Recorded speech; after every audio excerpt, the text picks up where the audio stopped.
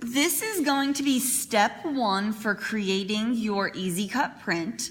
What I want you guys to do before we go ahead and begin is go ahead and you're going to want to find some type of detailed image. I would go in through some of the photographs on your phone, find something original, something that you really like, and we'll go from there. What I want you to do is we're going to turn it into a high contrast image. So either using the noir setting or a black and white image so that when I go ahead and print it out, you're going to have the best copy in order to transfer your print. So what you're going to do is you're going to go in with either a very sharpened 5 or 6B pencil. That way that we could transfer the print over really easily. So I'm going to go in and I'm going to start to shade in, and I'm essentially doing a drawing over my photograph. I want to go in and I want to color in all of the dark parts on my photograph. So this will probably take you guys at least a half hour to get through. I worked on one earlier and I would say that's about as long as it took me, but you want to make sure that you're going in the same direction as your lines. You also want to make sure that you're outlining all of the shapes.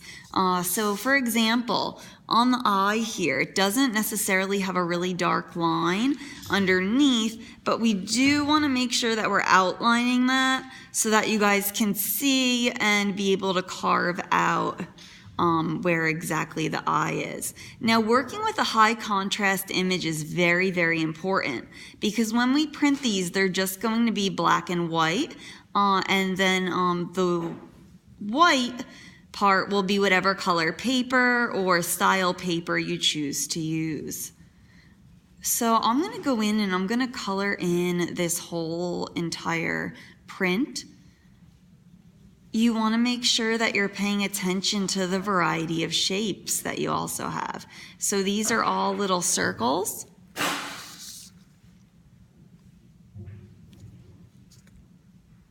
And you want to color each one in individually, and I'm pressing down really, really hard with my pencil in order to get the best transfer possible. If you go in and you just lightly draw over it, you're not going to get a very good transfer and you're going to run into some difficulties later. So that's why I'm having you guys use a really dark pencil. Now you could see how his fur is going out here. I want to make sure that I'm going in and I'm coloring over everything in the exact direction it goes. And I'm going to eventually fill in this whole entire photo. So anything that's dark in the photo, that's what you're going to color over. He has a whole bunch of marking on him. So I want to go in and I want to color in all the darkest spots and maybe some of the gray tones if I feel like doing that as well.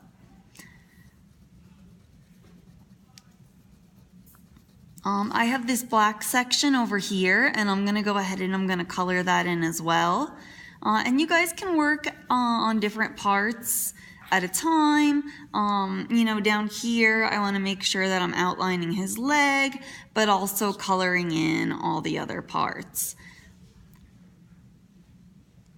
So pretty much you're going over the whole entire photograph.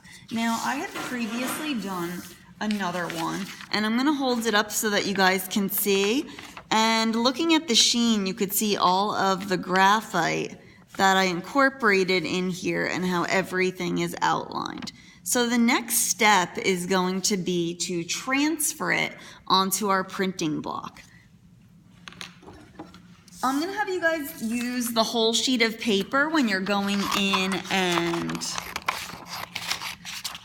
coloring over your image. But when we go ahead and transfer it onto the block, you're going to want to take some scissors and just do a really loose shadow cut around it.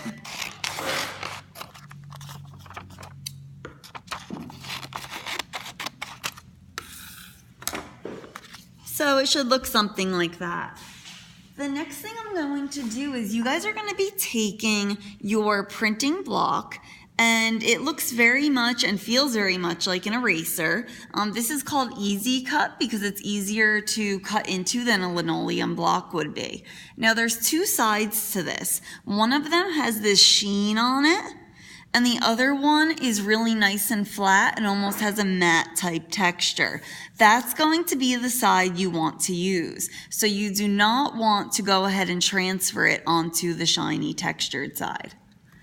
What I'm going to do is I'm going to go ahead and I'm going to flip my print over, and I'm going to line it up with my photo. And you want to make sure that you line it up really well, but you also don't want to smudge it too much. What I like to go in and do next is tape it down. That way it's going to remain in one spot the whole entire time we are going through and doing the transfer. So I'm just going to fold it up.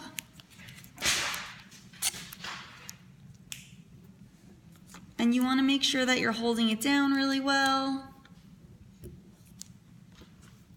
And I'm going to tape it up on the other side as well.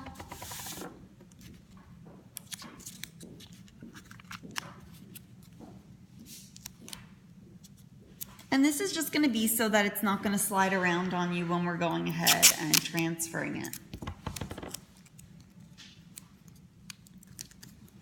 The next thing I'm going to do is I'm going to flip over my image, and I'm going to go in with my finger, and I'm just going to push down really, really hard in all the different sections.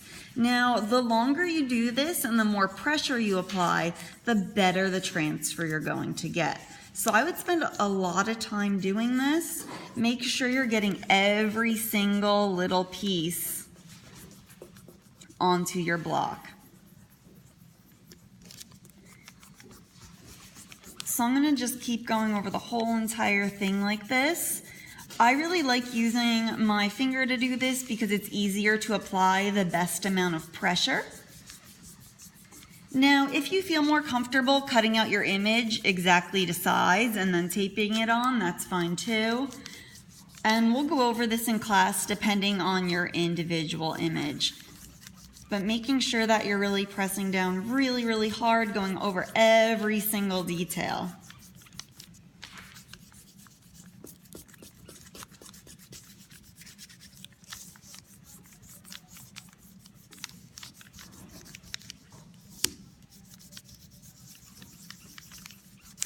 Now, a good way to test that your image transferred on is to go ahead and remove some of the tape only on one side. What I'm going to do is I'm going to slowly peel back my image, and you could see I have a transfer in. Now, I'm going to say that I would rather transfer a little bit more graphite on it, so that's why it's important that it's in the same spot. I'm going to go ahead and I'm going to flip it over. And I'm just going to go in again, and I'm going to make sure that I get all of those dark spots in.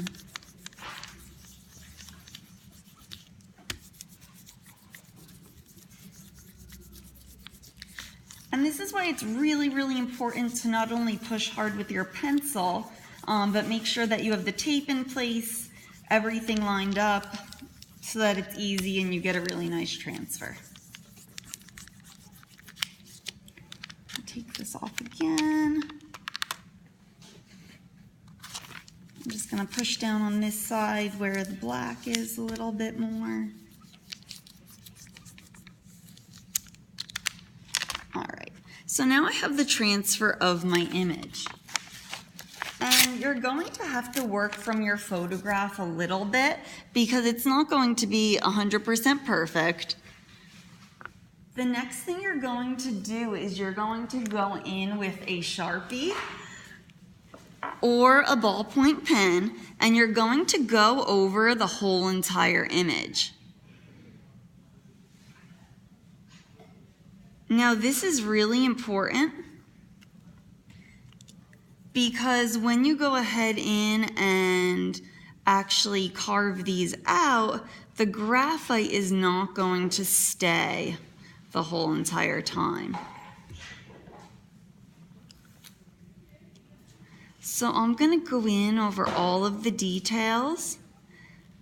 And now don't be too concerned if you make a mistake while doing this, because what's gonna happen is we're actually gonna go in and the carving is gonna be what really matters.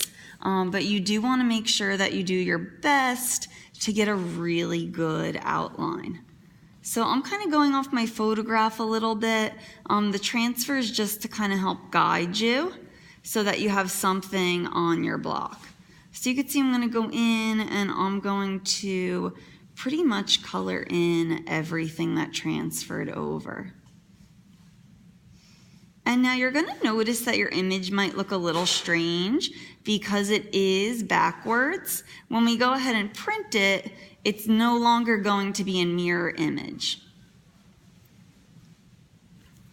So I'm going to go over the whole entire photograph that I transferred onto my printing block with the pen.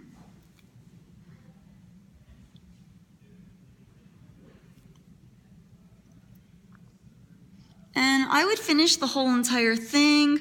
I'm just gonna finish here for this video, but this is gonna be step 1, and then step 2 is going over it with the pen. Now you wanna make sure that you go ahead and go over it with the Sharpie or the pen on the first day of your transfer. Otherwise your graphite may skew on you a little bit.